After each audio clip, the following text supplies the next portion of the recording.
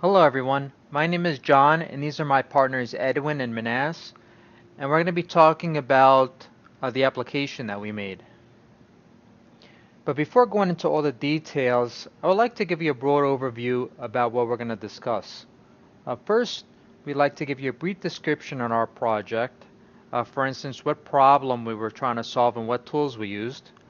And then we'll talk about why we think this problem would benefit from distributed and parallel computing rather than the more traditional method that we're used to. Then, since we use Apache Spark and because we really never discussed Apache Spark in class, I'd like to give you some background information about it. For instance, we'll try to answer questions such as what is Apache Spark, what can Apache Spark do, and how does Apache Spark compare to, let's say, Dryad Link or MapReduce. And after that, once we have a better understanding about what Apache Spark is, we'll talk about the dataset we picked and our implementation of the solution. And finally, I'll show you what resources we used and thought were useful if you're further interested in Apache Spark and want to do some further reading of your own. Alright, so our project was essentially a machine learning problem. We got a data set full of these facial images, and we tried to classify the gender of the person in the image. But in order to do this, we first used S3 to store the images and something called Lambda, which did some pre-processing on the images. And we also used something called Apache Spark with its native library and standalone manager. And we also used Apache Spark's machine learning library called MLlib, all using Java.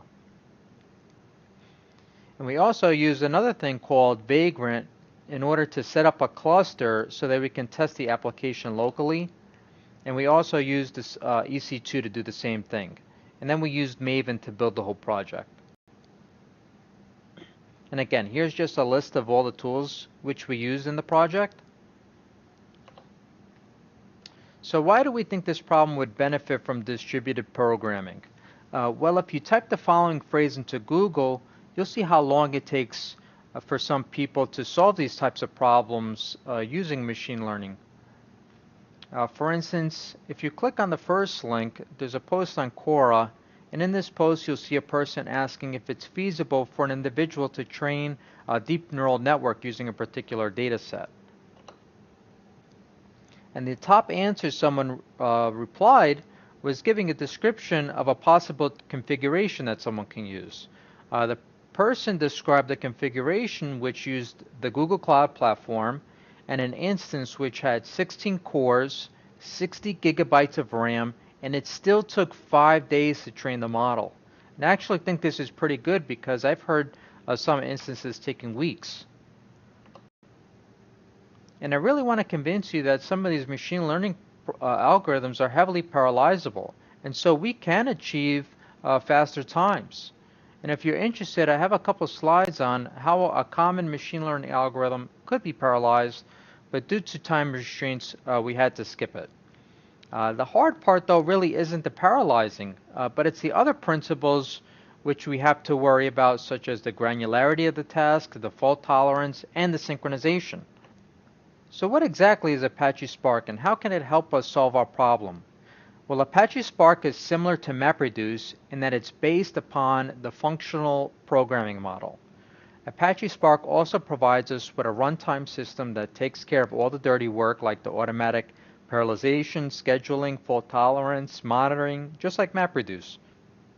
And Apache Spark also provides us with a high-level API to specify parallel tasks, and you can make use of this API in a bunch of different languages such as Scala, Python, Java, R, and even SQL. And the nice thing about Apache Spark is the fact that it's implemented in Scala, which means it runs on top of the JVM, the Java Virtual Machine. So you can run Apache Spark on your laptop. So what's different with Apache Spark? Well, I would say the main difference is what's called the Resilient Distributed Data Set, or RDD for short. So what's an RDD? Well, it's a read-only collection of objects which is partitioned across a set of machines that can be rebuilt. And I'll show you what exactly this means in a bit. I'll show you in a bit how exactly Apache Spark achieves this rebuilding part. Also, you can perform a couple of parallelizable operations on these RDDs. For instance, You can perform a for each operation, which you can think of as being similar to a map in MapReduce. You can perform a reduce, again similar to MapReduce, and you can perform a collect. The collect operation collects all the elements from the workers and sends them back to the master. So this is how the RDDs work. Let's say we have these couple lines of code which simply count the lines of text in a file. And each line of code performs some transformation on some arbitrary data and stores it in a variable. Well, in Apache Spark, these variables are simply RDDs. When we execute each line of code, Apache Spark is going to create a node. And in that node, we're going to store some information about the transformation, such as what kind of data we're transforming and where we're getting that data from. So in this case, we're simply reading a text file located in HDFS. And then we perform another transformation on that file. In this case, we're simply filtering out all the lines of text which contain an error. And again, we create another node. And in this node, we store what kind of information we're transforming. But the difference now is we're going to point back to the node which contains the data that we performed that transformation on. So if you notice, we're now sort of forming a graph of transformations, which Apache Spark calls a lineage chain. Now I want you to pay attention to the next line of code. In this line of code, we're going to explicitly tell the system to store the results in cache. And again, we're going to perform the same steps as before. Create a node, store the information about the transformation, and point to the previous node. Now, when we execute the next line of code, we're going to count all the lines of text. But remember that this data is in cache, while in MapReduce it would have been in a file on disk or HDFS. So this operation in Apache Spark is going to be much faster, especially if we're going to have to make multiple passes over the same data, just like many machine learning algorithms are required to. So we have a couple more slides on Apache Spark if you're interested, and again, because of time, we're going to have to skip it. We have a couple of slides on how you can perform interactive analysis similar to Jupyter Notebooks in Python, if you're familiar with that. We have some slides on different components of Apache Spark, third-party packages which you can use, and how storage works on Apache Spark, and even more. So now I'll hand you over to Edwin. For dataset, we use a dataset from the University of Essex, where we took 2,659 images. From there, 2,259 were male, 400 were female, from 133 distinct people, where 113 were male and 20 were female. From the Faces94 directory, we have two subdirectories for male and female, and another subdirectory containing the names and images allocated to each person. For example, for this person named Javins, we have 3 images where we showed him, where they showed him posing with his mouth open, with a neutral pose, and with a smirk. For the image modification process, the way it works is, first, the image is inserted into a S3 bucket. The S3 bucket then sends an event notification to AWS Lambda.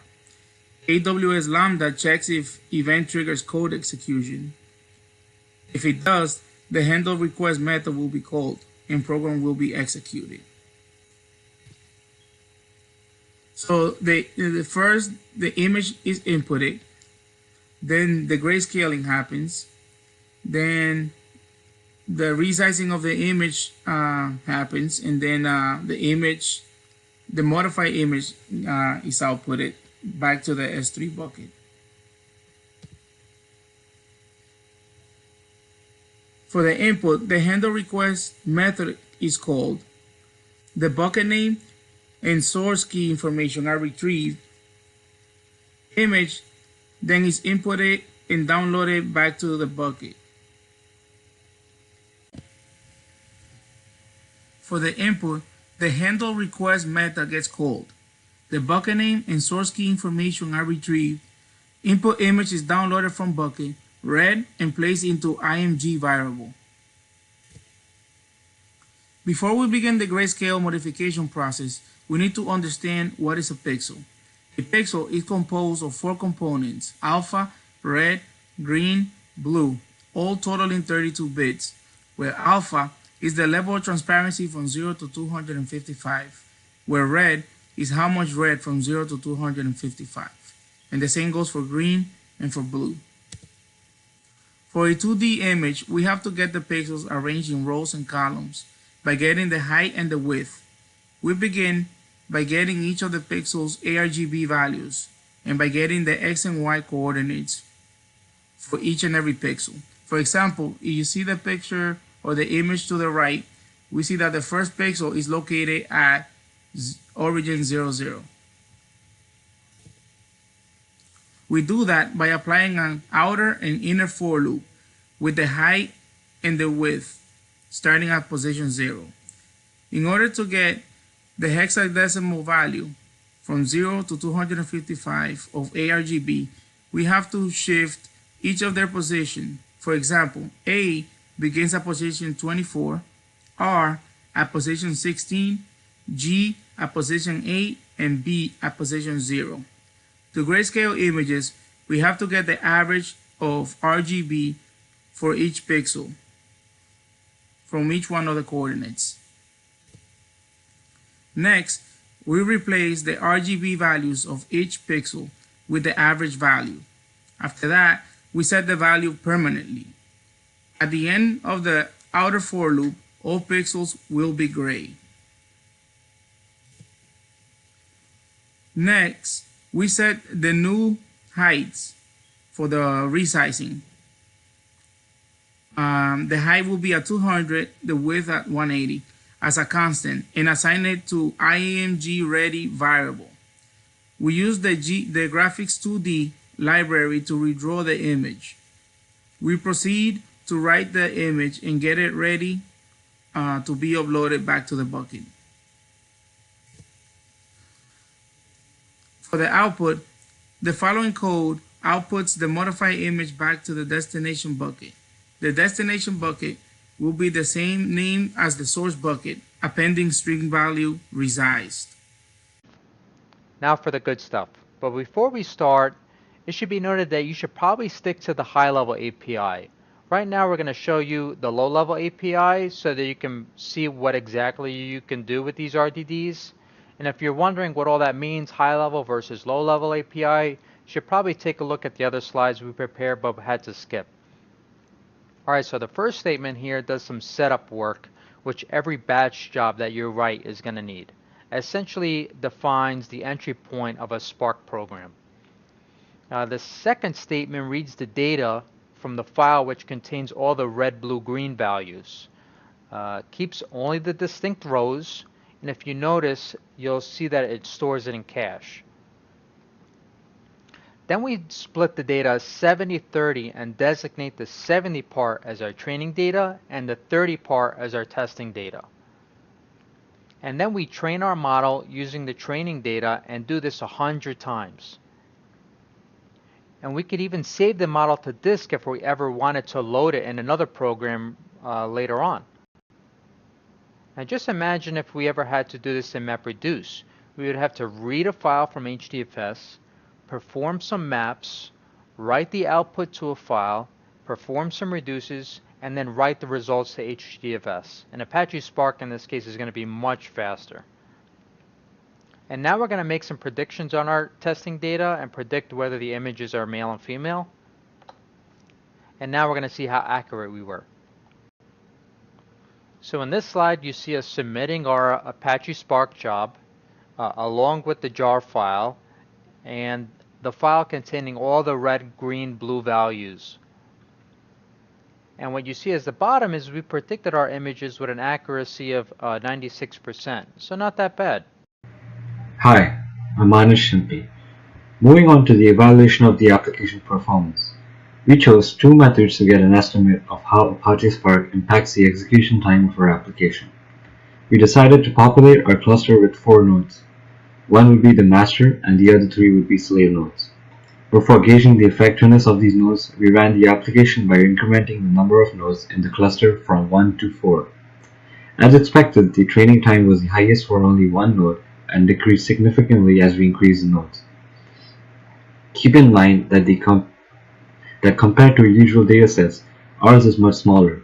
Hence, the difference isn't notable, but it makes a huge difference for larger datasets.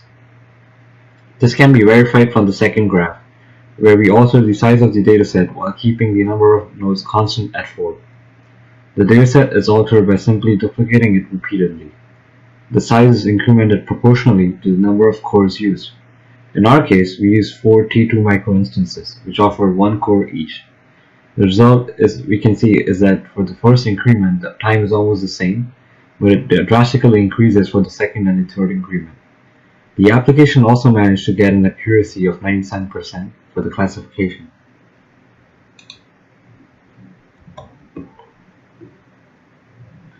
So these are some resources that we thought were helpful. The best one being this book. The book starts you off by assuming you know nothing about Apache Spark and slowly shows you more advanced topics. Notice the last author's name, Zaharia. The next resource is the white paper which introduces Apache Spark. Notice that the first book we showed you was co-authored by the person to create Spark.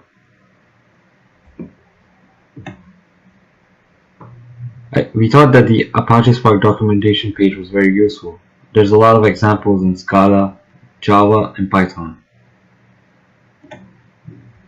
We also used this book, which is also co-authored by the creator. And this is another piece of work that we cited for the conversion of image into grayscale. If you have any questions, please feel free to leave a comment and we'll try to answer your questions as best as possible. Thank you.